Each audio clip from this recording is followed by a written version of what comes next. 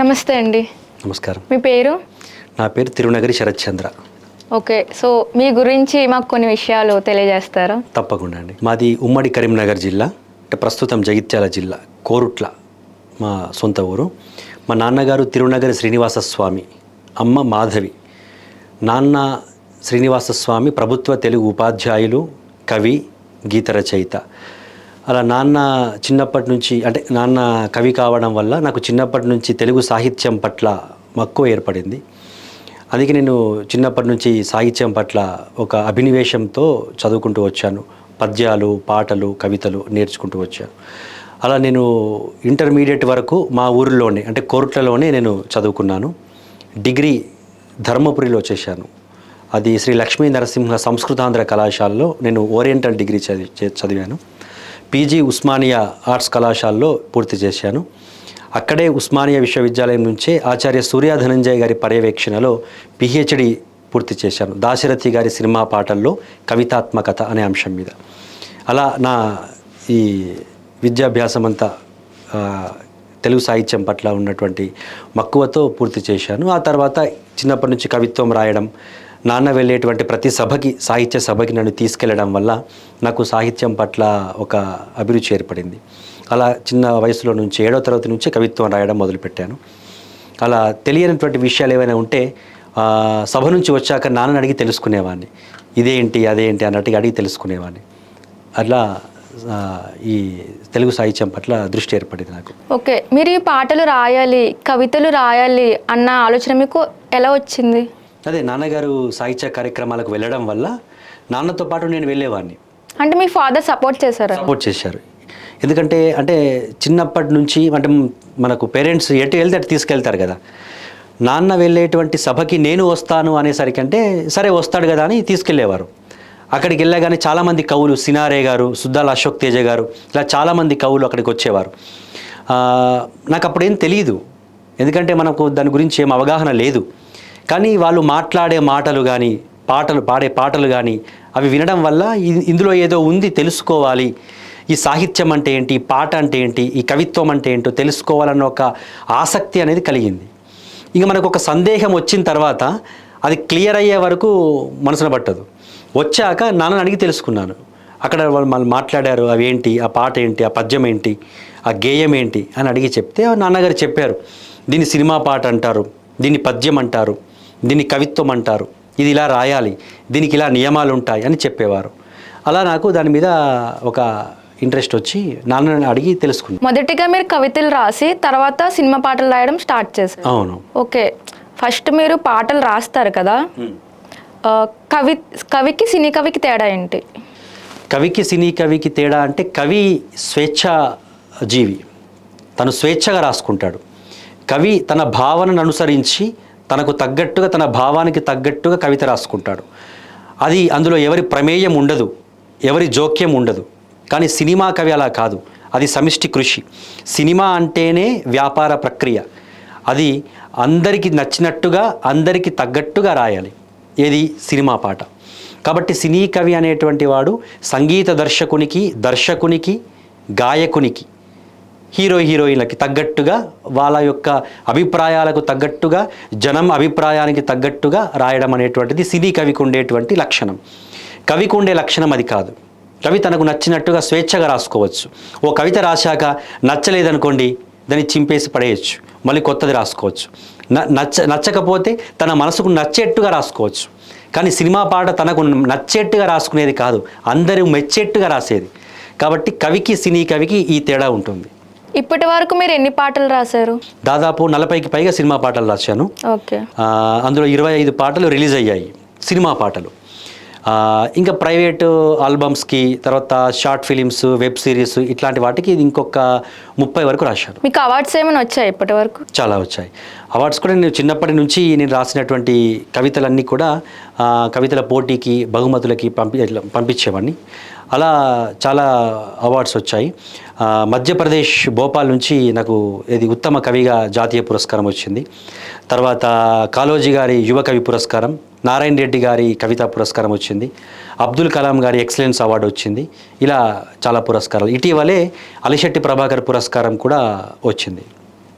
మీరు సినిమా పాటల మీద రీసెర్చ్ చేస్తున్నారు కదా, దానికి ఏమైనా మెయిన్ రీజన్స్ ఏమైనా ఉన్నాయా?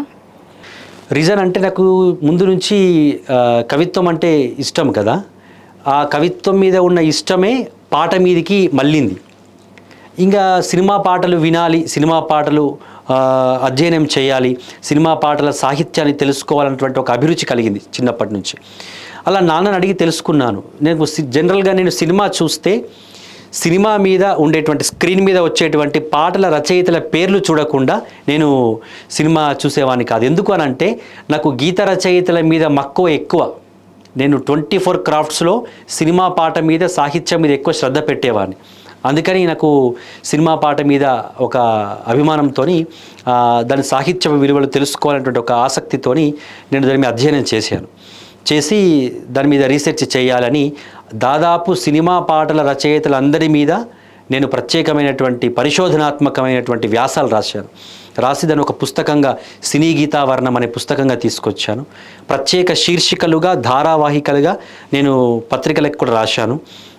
అంతేకాకుండా నాకు నచ్చినటువంటి సినీ కవి,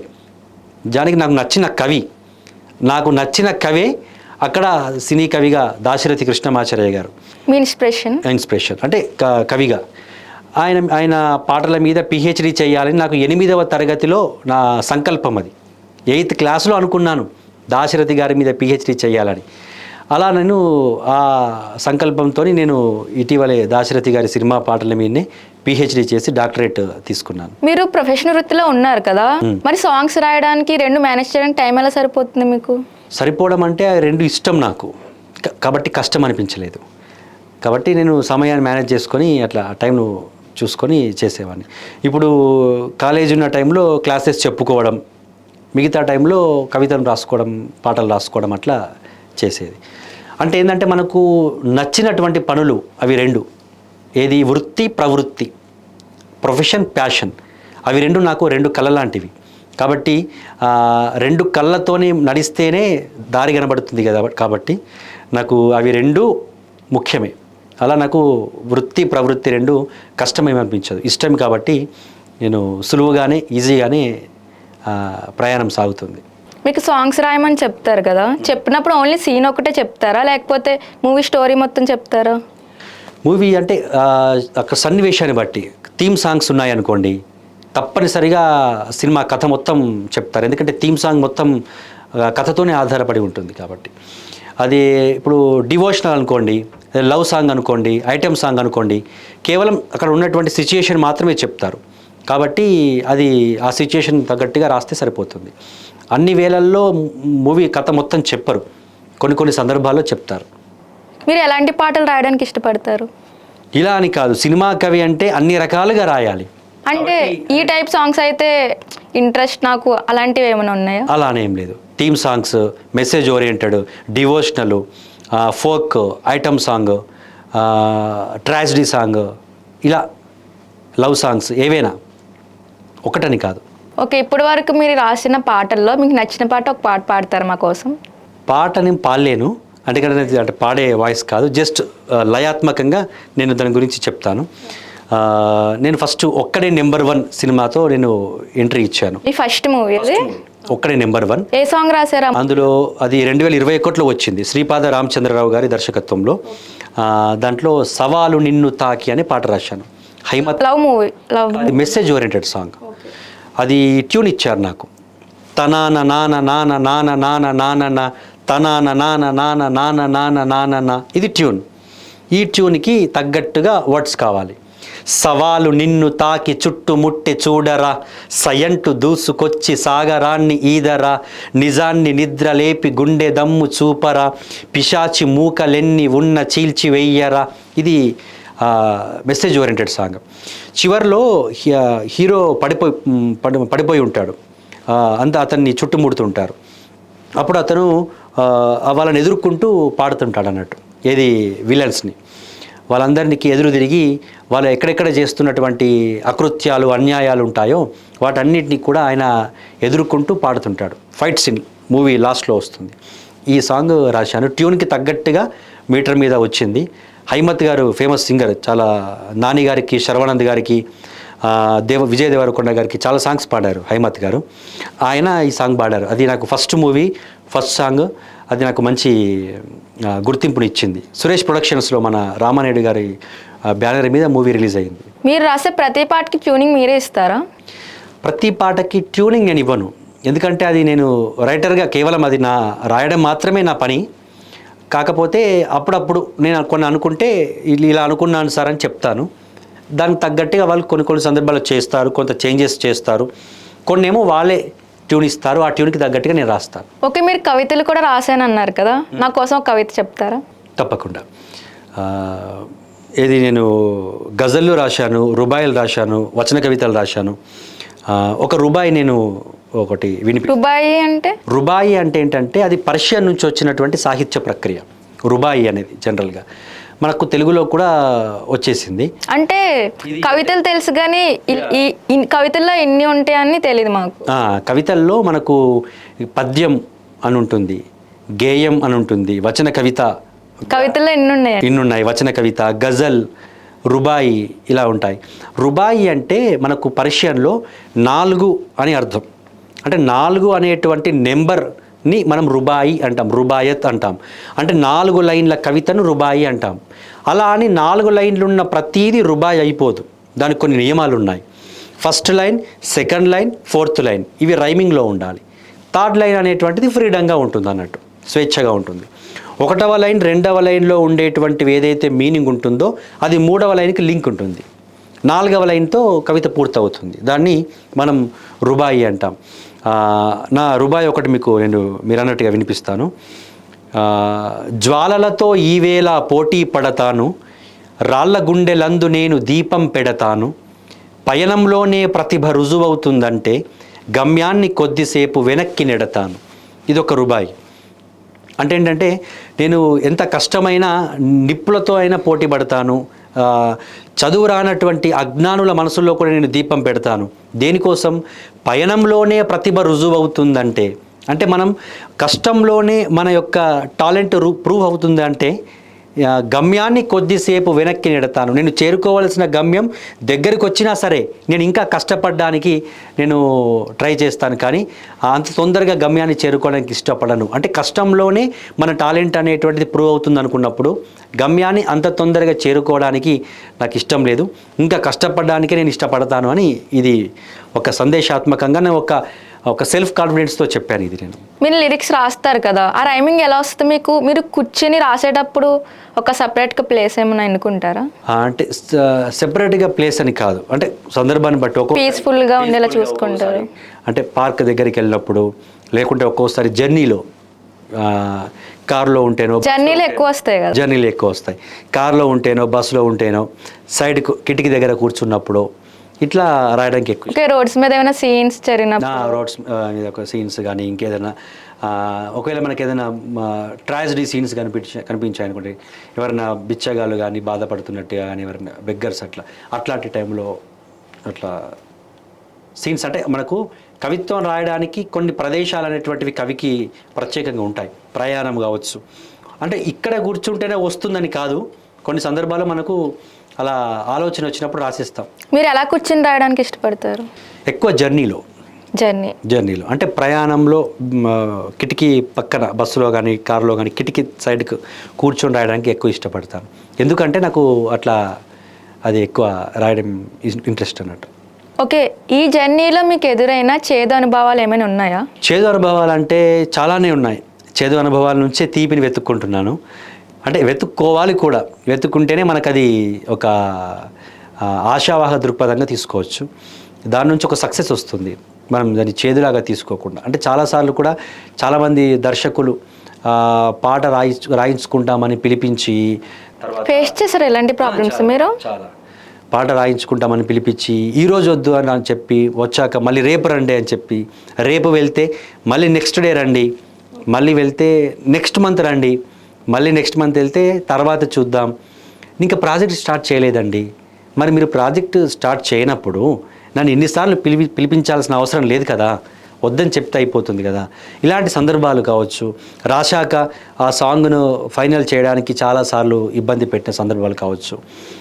ఇలాంటి చాలా అనుభవాలు ఉన్నాయి. ఒక మంచి హ్యాపీ మూమెంట్ ఏమైనా ఉందా? జస్ట్ ఓన్లీ వన్ డే అంటే సాంగ్ జర్నీలోనా? అంటే ఓకే నేను అనుకున్న దానికి రీచ్ అయ్యాను అని మీరు రిలీజ్ అయిన డే ఏమైనా ఉందా? ఓ 2-3 సందర్భాలు ఉన్నాయండి. ఏంటంటే నేను ఉస్మానియా యూనివర్సిటీలో పిహెచ్డి స్కాలర్గా ఉన్నప్పుడు 2019లో అక్కడ స్టూడెంట్ నేను. అప్పుడు తెలుగు యూనివర్సిటీ పొట్టి శ్రీరాములు తెలుగు యూనివర్సిటీ వాళ్ళు నన్ను గెస్ట్గా పిలిచారు. ఒక యూనివర్సిటీ స్టూడెంట్గా ఉండి ఇంకొక యూనివర్సిటీకి గెస్ట్గా వెళ్ళడం అనేటువంటిది ఒక గ్రేట్ అచీవ్మెంట్ అది నా లైఫ్లోనే. అది నాకు బెస్ట్ అచీవ్మెంట్గా అనుకుంటాను. ఇంకొకటి ఏంటంటే తనికెళ్ళ భరణి గారు నా పాట విని ఏది కొన్ని ప్రయోగాల్లో చిరాకు చీకటి ఇంక నీకు అడ్డు రాదురా అని రాస్తుంటే చిరాకు చీకటి పద ప్రయోగం బాగుంది అంటే చిరాకునే చీకటిగా చెప్పాను అక్కడ నేను. ఇట్లాంటి ప్రయోగాలు బాగున్నాయి. నువ్వు చాలా అంటే సాహిత్యం తెలిసి సాహిత్యం చదివి సినిమా రంగంలోకి వచ్చిన కవిగా నువ్వు నిలబడతావు. సీతారామ శాస్త్రి గారి మార్గంలో నడుస్తున్నట్టుగా అనిపిస్తుంది. భవిష్యత్తులో అంత గొప్పవాడిగా కావాలని నేను బ్లెస్సింగ్స్ ఇస్తున్నాను అన్నారు తనికెళ్ళ భరణి గారు. ఇది బెస్ట్ అచీవ్మెంట్గా నేను బ్లెస్సింగ్స్ అని అనుకుంటాను. ఎందుకంటే నాకు సిరివెన్నెల సీతారామ శాస్త్రి గారు రోల్ మోడల్, సినిమా రచయితగా, సినీ గీత రచయితగా వారిని నేను ఆదర్శంగా తీసుకుంటాను. అట్లా అది నేను ఇలాంటి 2-3 సందర్భాలు. ఎస్ జానకి గారు నా సాంగ్ పాడారు. నిజానికి ఎస్ జానకి గారు 2015లోనే రఘువరన్ బీటెక్ మూవీతోనే ఆవిడ ఏది రిటైర్మెంట్ తీసుకున్నారు. అమ్మ అమ్మ అని సాంగ్ పాడారు అందులో. ఆ తర్వాత మళ్ళీ పాడలేదు ఆమె. కానీ నా మీద ఉన్నటువంటి ఒక వాత్సల్యంతో ఒక ప్రేమతోని స్పెషల్గా నా సాంగ్ ఒకటి ఇండిపెండెంట్ సాంగ్ ఒకటి పాడారు. అలల ఓలే అడుగులెత్తి సాగిపోని నీ గమనం, హిమాలయమై చేతులెత్తి నిలబడాలి నీ ధైర్యం. ఈ సాంగ్ ఆవిడ పాడారు. అది పాడి నన్ను ఆశీర్వదించారు. అది నా లైఫ్లో ఒక బెస్ట్ అచీవ్మెంట్గా అనుకుంటాను. ఓకే, ప్రజెంట్ ఇప్పుడున్న లిరిక్స్ రైటర్స్లో మీట్ అయ్యే ఛాన్స్ వస్తే మీరు ఎవరిని మీట్ అవుతారు? చాలామందిని మీట్ అయ్యాను ఇప్పటికీ. ఇది అశోక్ తేజ గారు, తర్వాత చంద్రబోస్ గారు, అనంత శ్రీరామ్ గారిని అందరిని మీట్ అయ్యాను.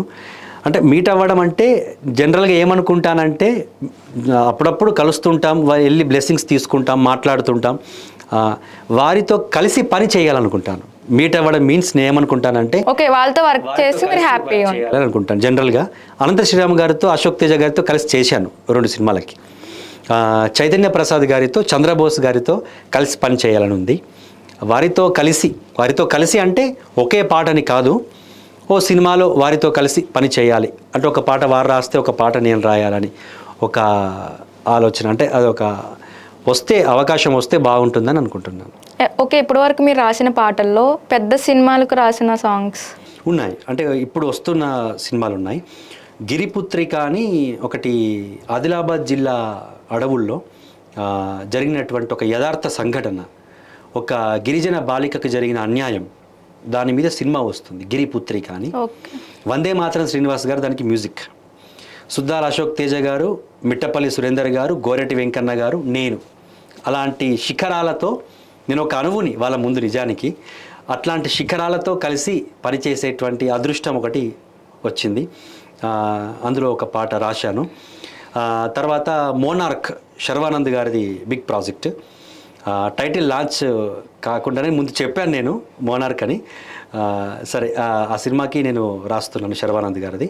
అది ఐటమ్ సాంగ్, అందులో ఒకటి ఐటమ్ సాంగ్ రాశారు. అందులో గీతామాధురి గారు పాడారు ఆ పాటని. ఇవి 2 బిగ్ ప్రాజెక్ట్స్. ఇప్పటి వరకు వచ్చినటువంటి ప్రాజెక్టులలో ఇవి బిగ్ ప్రాజెక్ట్స్. ఓకే, మీ జీవిత ఆశయం ఏంటి? జీవిత ఆశయం అంటే జనరల్గా నేను వృత్తి ఉంది, ప్రొఫెసర్గా చేస్తున్నాను. కవిగా, గీత రచయితగా నేను ప్రయాణం చేస్తున్నాను. కవిగా పుస్తకాలు రాశాను, సినీ గీత రచయితగా పాటలు రాస్తున్నాను. ఇలాగే నా ప్రయాణం కవిగా, గీత రచయితగా ముందుకు సాగాలని, వృత్తిలో ప్రవృత్తిలో అనుకున్నటువంటి స్థాయికి చేరాలని అనుకుంటున్నాను. ఓకే, ఫైనల్గా పాటల గురించి ఒక్క మాటలో చెప్పాలంటే ఏం చెప్తారు? పాట గురించి ఒక్క మాటలు అంటే, పాట గురించి మాటల్లో చెప్పాలంటే, పాట గురించి మాటలు కాదు, పాటలు చెప్పినా సరిపోదు. పాట గురించి పాట చెప్పినా సరిపోదు, కానీ మీరు మాటల్లో చెప్పమంటున్నారు. మనల్ని తట్టి లేపేది, పట్టి ఊపేది పాట అంటే. అదొక సమ్మోహన పరిచేటువంటి ఒక వెపన్తో సమానం నా దృష్టిలో. ఇప్పుడు వస్తున్న మూవీస్లో లిరిక్స్ ఉంటున్నాయి కదా, అవి తెలుగు కాకుండా ఇంగ్లీష్లో కూడా కన్వర్ట్ చేసి వేరే వేరేగా రాస్తున్నారు కదా. కన్వర్ట్ అని కాదు, ప్రయోగాలు, పద ప్రయోగాలు మీరు అంటున్నది.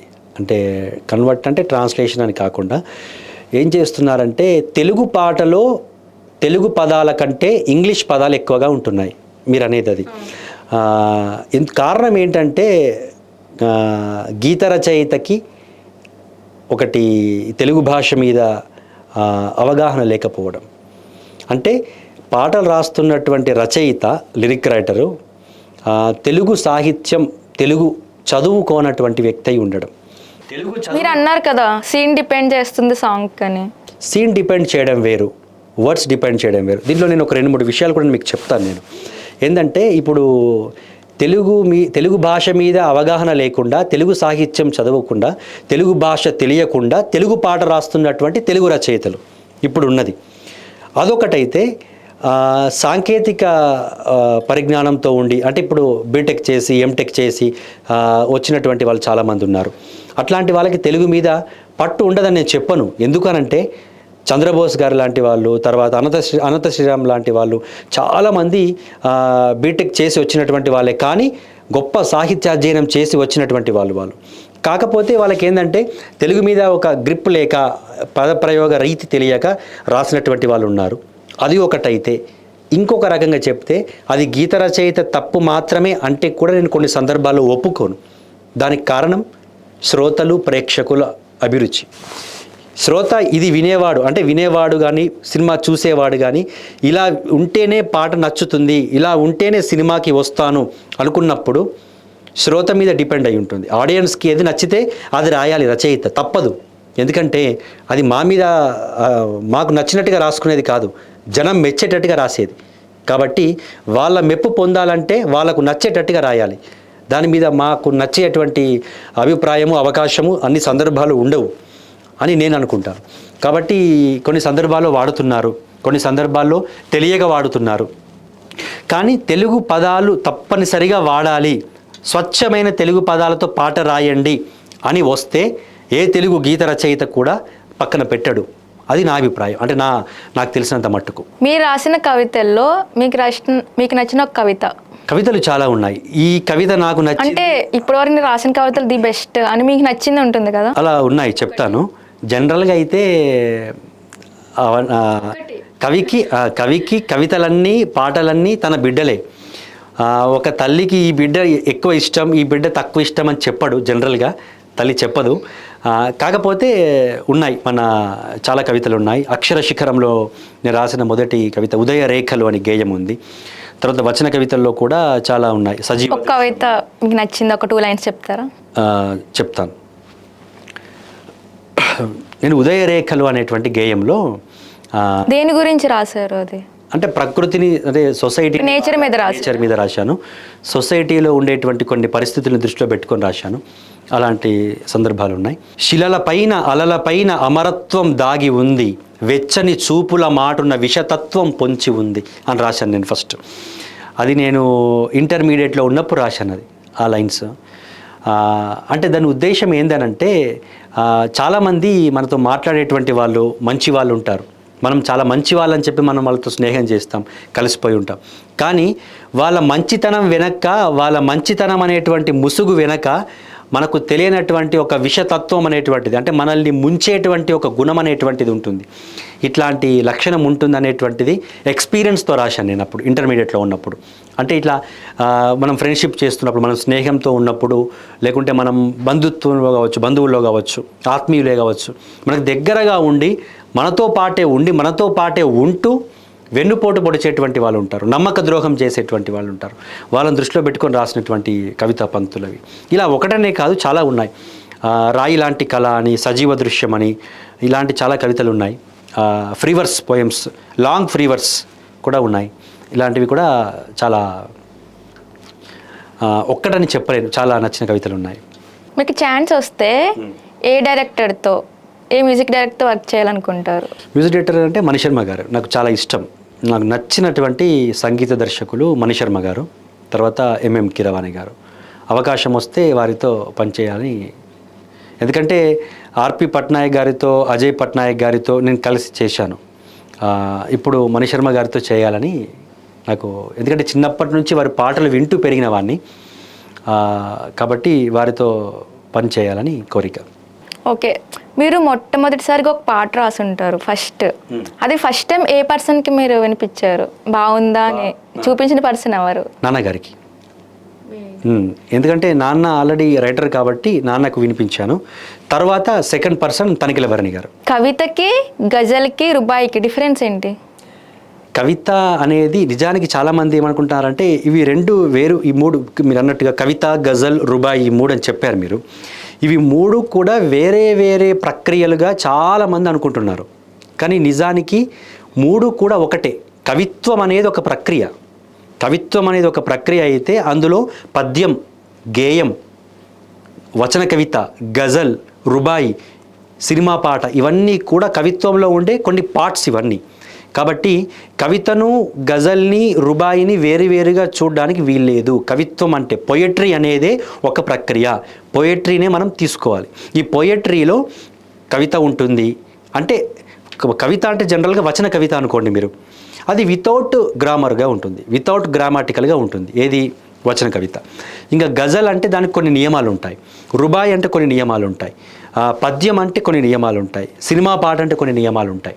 ఇలా అంటే వితౌట్ గ్రామాటికల్గా రాసేదేమో వచన కవిత, ఫ్రీ వర్స్ అది. అదే గ్రామాటికల్గా రాసేదేమో గజల్, రుబాయి ఇవన్నీ. అయితే గజల్ అనేటువంటిది జనరల్గా ఏంటంటే, గజల్ ఎట్లా ఉంటుందంటే, గజల్ అనేటువంటిది మనకు అరబ్బీ భాష నుంచి పుట్టింది. మనకు ఫస్ట్ 15th సెంచరీలో కులీ కుతుబ్ షా గారు ఫస్ట్ గజల్ రైటర్. తర్వాత ఉమర్ ఖయ్యామ్ గారు, గాలిబ్ గారు, ఇలా చాలామంది రాశారు. తర్వాత అది తెలుగులోకి వచ్చింది. దాశరథి గారు ఫస్ట్ దానికి తెలుగులో ఆద్యులు. తర్వాత నారాయణ రెడ్డి గారు గజల్ రాసి పాడారు. అయితే ఏంటంటే ఈ గజల్ అనేటువంటి పదానికి అర్థం ఏంటంటే, ఒక జింక ప్రాణభయంతో అరిచేటువంటి అరుపు, ఆ సౌండ్ ఏదైతే ఉంటుందో దాన్ని గజల్ అంటాం. అయితే ఈ గజల్ అనేటువంటిది మనకు అరబ్బీలో పుట్టింది. ఆ తర్వాత ఉర్దూలోకి, పర్షియన్లోకి, తెలుగులోకి, హిందీలోకి, ఇంగ్లీష్లోకి వచ్చింది. అయితే మొత్తం రొమాంటిసిజం, గజల్ అంతా మొత్తం రొమాంటిక్, అంటే ప్యూర్ ఎరోటికల్ అనుకోండి. పచ్చి శృంగారంతో రాస్తున్నటువంటి వాళ్ళే ఎక్కువగా ఉన్నారు. అయితే దీంట్లో కూడా మానవీయతను, హ్యూమనిజాన్ని చెప్పొచ్చు అనేటువంటి ఒక స్పర్శ తీసుకువచ్చింది నారాయణ రెడ్డి గారు. అయితే ఈ గజల్ అనేటువంటిది అరబ్బీలో పుట్టినప్పుడే దానికి కొన్ని నియమాలు పెట్టారు. కాఫియా, రదీఫ్, తకల్లస్, మక్తా, మత్లా, షహెర్, సునాత, ఇట్లాంటి కొన్ని నియమాలు ఉన్నాయి. వీటన్నిటికీ మీనింగ్ ఏంటి చెప్తాను. మత్లా అంటే మనకు పాటకు పల్లవి, చరణం ఉంటుంది. గజల్కి కూడా అట్లాంటి రూల్స్ ఉంటాయి, కండిషన్స్ ఉంటాయి. గజల్ పల్లవిని మత్లా అంటాం, గజల్ చరణాన్ని షేర్ అంటాం. మనకు కొన్ని సందర్భాల్లో ఒక షేర్ వినిపించండి, ఒక షహరీ వినిపించండి అంటాం. మనం కొన్ని చోట్ల మనం చూస్తుంటాం కవ్వాలీలు, ఇట్లాంటి ముషాయిరాలు జరుగుతుంది. ముషాయిరా అంటే డే అండ్ నైట్ జరిగేటువంటి ప్రోగ్రామ్ని ముషాయిరా అంటాం. అంటే నైట్ స్టార్ట్ అయ్యి ఎర్లీ మార్నింగ్ దాకా జరిగేటువంటివి. గజల్స్ అన్ని ప్రోగ్రామ్స్ అట్లాగే ఉంటాయి. మనకు ఈ మత్లా అనేది పల్లవి, షేర్ అనేది చరణాన్ని షేర్ అంటాం. అట్లాగే తకల్లస్ అంటాం. తకల్లస్ అంటే ఏంటిదంటే గజల్లో కవికి ఉండేటువంటి పెన్ నేమ్ ఏదైతే ఉంటుందో దాన్ని తకల్లస్ అంటాం మనం. అంటే ఇప్పుడు దాశరథి గారు శరది అని పెట్టుకున్నారు, నారాయణ రెడ్డి గారు సినారే అని పెట్టుకున్నారు, నేను శరత్ అని పెట్టుకున్నాను. ఇలాంటివి చివరిలో కవి తన నామముద్రను పెట్టుకుంటాడు, అంటే కవి పెన్ నేమ్ పెట్టుకుంటాడు. దాన్ని తకల్లస్ అంటారు అన్నట్టు. తర్వాత రదీఫ్ అంటాం. రదీఫ్ అంటే మనకు రైమింగ్ ఉంటుంది.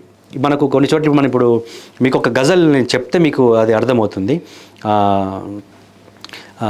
ఆమనియే ప్రకృతికి ఒక నజరానా, అనురాగమే మనిషికి ఒక నజరానా అని నేను అన్నాను. అన్నప్పుడు నజరానా అనేటువంటి ఒక రైమింగ్ వచ్చింది, అంత్యానుప్రాస అంటాం. దాన్ని మనం రదీఫ్ అంటాం. అదే మధ్యలో వచ్చిందనుకోండి అదే రైమింగ్, దాన్ని కాఫియా అంటాం. ఎండింగ్లో వచ్చిందనుకోండి దాన్ని రదీఫ్ అంటాం.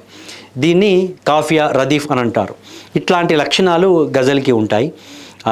చాలా గజల్లో చాలామంది దాశరథి గారు, నారాయణ రెడ్డి గారు, తర్వాత పెన్నా శివరామకృష్ణ గారు, ఇట్లా చాలామంది గజల్స్ రాశారు. ఇది కవితకి, అంటే కవిత వితౌట్, అంటే వచన కవిత అయితే వితౌట్ గ్రామాటికల్. గజల్, రుబాయి, పద్యం, గేయం ఇవన్నీ కూడా గ్రామాటికల్గా ఉంటాయి. గేయం కూడా దానికి ఒక ఛందస్సు ఉంటుంది. సినిమా గేయానికి కూడా మనకు తెలుసు, సినిమా పాట అంటే కూడా మనం ట్యూన్కే రాస్తాం. ట్యూన్ అంటే మొత్తం టోటల్ గ్రామరే, మన గ్రామాటికల్గా ఉండేదే సంగీతం అంటే. ఈ స్వరాలు, ఈ సరిగమలు ఇవన్నీ కూడా గ్రామాటికలే, ఇలా ఉంటాయి అన్నట్టు. మీ పాటల ప్రయాణం గురించి మాకు ఒకసారి చెప్పండి. అంటే నేను ముందు కవిగా మీకు తెలుసు అంత కవిత్వం రాయడం. తర్వాత నేను అప్పటికి 5 బుక్స్ వేశాను. అక్షర శిఖరం, చైతన్య లహరి, విశ్వవీణ, ఇట్లా బుక్స్ వేశాను. కొన్ని వచన కవితలు రాశాను, అది బుక్ వస్తుంది. అయితే ఏంటంటే ఈ కవితలన్నీ కూడా నేను రాసిన తర్వాత మనము ఫేస్బుక్లో, ఇన్స్టాగ్రామ్లో, ట్విట్టర్లో పోస్ట్ చేస్తాం కదా. చేసినప్పుడు తల్లాడ సాయికృష్ణ గారని సినిమా డైరెక్టర్ ఆయన, నమస్తే సేఠ్జీ ఇట్లా మూవీస్ చేశారు. దక్షకి ప్రొడ్యూసర్గా చేశారు. అయితే ఆయన దక్ష మూవీకి అప్పుడే వర్క్ చేస్తున్నారు ఆయన. నేను ఫేస్బుక్లో పెట్టినటువంటి ఒక కవిత చూసి ఆయన నాకు ఫేస్బుక్ మెసెంజర్లో మెసేజ్ పెట్టారు. ఇట్లా బ్రో, మీరు సాంగ్స్, మీ పోయేట్రీ నేను చదువుతున్నాను, రెగ్యులర్గా ఫాలో అవుతున్నాను, నేను ఒక మూవీ చేస్తున్నాను, దానికి ప్రొడ్యూసర్గా ఉన్నాను, మీరు ఒక పాట రాయాలి, అందులో రాయగలుగుతారా అని అడిగారు. అది నాకు నేనుగా పాటలు రాయాలని, సినిమాలో పాటలు రాయాలని నేను ప్రయత్నం చేయలేదు. ఆయన మెసేజ్ చూసి, అంటే కవిత చూసి, ఫేస్బుక్ పోస్ట్ చూసి ఆయన మెసేజ్ పెట్టి ఇట్లా రాస్తారా అంటే, రాస్తాను, దాని మీద నేను ఇప్పటికీ రీసెర్చ్ చేశాను కాబట్టి రాస్తాను అని అన్నాను. ఇదివరకు రాశారా అని అన్నారు. రాయలేదన్నాను. మరి ఇదివరకు రాయకపోతే దానికి కొన్ని రూల్స్ ఉంటాయి మరి అని చెప్పారు. అంటే సరే తప్పకుండా నేను తెలుసు, ఎందుకంటే రీసెర్చ్ చేశాను కాబట్టి ఆ రూల్స్ నేను ఫేస్ చేయగలను, నేను రాస్తాను అన్నాను. అయితే రూల్స్ తెలియడం వేరు, దాన్ని ఫేస్ చేయడం వేరు. ఎందుకనంటే సినిమా రంగంలో మనకు రీసెర్చ్ చేసినప్పుడు వాళ్ళు ఇలా రాశారు, ఆ రైటర్ ఇలా రాశాడు అని చెప్పొచ్చు. కానీ దాన్ని ఎదుర్కొన్నప్పుడు మనకు తెలుస్తుంది ఆ కష్టం అంటే ఏంటో, ఎలా ఉంటుందో. నాకు ఆయన ఇట్లా చెప్పారు. అది thriller movie. Senior actor Sarath Babu గారి అబ్బాయి ఆయుష్ గారు అందులో హీరో. ఒకటే సాంగ్ ఉంది, థీమ్ సాంగ్, అది రాయాలన్నారు. సరే అని చెప్పాను. సిచ్యుయేషన్ మొత్తం చెప్పారు, రాసేసాను, పాట అంతా రాసేసాను. రాసిన తర్వాత మ్యూజిక్ డైరెక్టర్కి దానికి ఇచ్చేసాను. శేఖర్ గారు మ్యూజిక్ చేశాను అప్పుడు దానికి. ఆయన అంతా చూశారు, బాగానే ఉంది పాట, ట్యూన్ చేయొచ్చు, లిరికల్ మీటర్ మీనే ఉంది అని చెప్పి ట్యూన్ అంతా చేశారు. చరణాలు అంతా ఓకే, కానీ పల్లవి మళ్ళీ మారుద్దామన్నారు. పల్లవి మారుద్దామంటే ట్యూన్కే రాయాలి మళ్ళీ అన్నారు. మరి ముందే మీరు ట్యూన్ ఇస్తే నేను ట్యూన్కి రాసేవాడిని కదా, మీరు ముందు రాయమన్నారు కదా అని చెప్పారు. సరే అని చెప్పి నేను మళ్ళీ ట్యూన్కి రాస్తానని చెప్పి మళ్ళీ ట్యూను రాసేసాను. రాసిన తర్వాత మళ్ళీ చూశారు, మళ్ళీ ట్యూన్ మార్చాలి, మళ్ళీ రాయాలన్నారు. మళ్ళీ ఇంకో ట్యూన్ ఇచ్చారు. ఆ ట్యూన్కి మళ్ళీ పల్లవి మార్చి అప్పుడు పల్లవికి రాయించారు. దానికి నేను అది రాశాను. చిత్తి రగిలనేమో నాలో నీలో ఊగే ఊపిరిగా, కథ మిగిలేనేమో నీది నాది సాగే చీకటిగా. అక్కడ వాళ్ళు ఏదైతే సినిమా టీం అంతా ఉన్నారో ఆ టీం అంతా కూడా అడవుల్లో తిరుగుతుంటారు. వాళ్ళ వెంట ఒక నీడ, ఒక భయంగా ఒక నీడ తిరుగుతుంటుంది. వాళ్ళకి ఏం చేయాలో తోచదు. అట్లాంటి టైంలో వచ్చే సాంగ్ అన్నట్టు ఇది థీమ్ సాంగ్. అది తర్వాత ఓకే అయిపోయింది. సాయినాథ్ గారు పాడారు, మంచి గుర్తింపు వచ్చింది, తనిఖీల భరణి గారు మెచ్చుకున్నారు. అయితే ఇది నేను ఫస్ట్ రాసినటువంటి సాంగ్, కానీ రిలీజ్ అయిన ఫస్ట్ పాట ఇది కాదు. ఒక్కడే నెంబర్ 1 సినిమా శ్రీపాద రామచంద్రరావు గారి డైరెక్షన్లో, మీకు చెప్పాను రామానాయుడు గారి బ్యానర్ మీద వచ్చిన మూవీ అండి.